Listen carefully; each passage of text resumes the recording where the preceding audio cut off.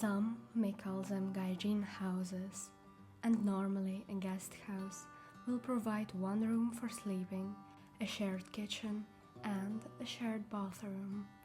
This house we had all for ourselves. One characteristic of a Japanese home is a genkan, or entryway. It includes a small area at the same level as the outside, where arriving people remove their shoes. As they take off their shoes, people step up onto a raised floor. In a Japanese kitchen, there is no need for a fork or a knife. One of the reasons for that is that Asian food is typically served as bite-sized pieces. Chopsticks can be utilized for almost all types of dishes: rice, noodles, and even thick soups. Many homes include at least one traditional Japanese-styled room, or washitsu.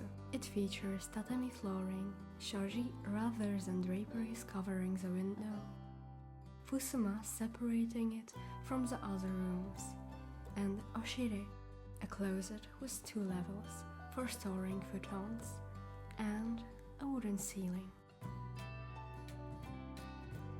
As of 2002, almost half of all private homes in Japan have such a toilet, exceeding the number of households with a personal computer.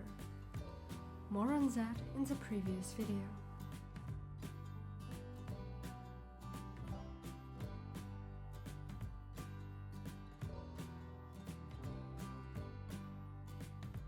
The feel and smell of tatami are often associated with being home for Japanese people. But the futon concept is not just about saving space. Many Japanese people swear by the health benefits of sleeping on a firmer surface. The theory goes that harder sleeping surface helps maintain proper spinal alignment, potentially reducing back pain and improving posture. Some people may be anxious about living in Japan because of earthquakes and typhoons.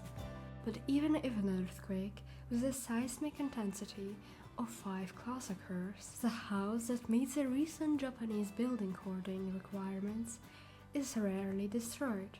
An unusual feature of Japanese housing is that houses related or unrelated to the previous fact are presumed to have a limited lifespan and are often torn down and rebuilt after a few decades.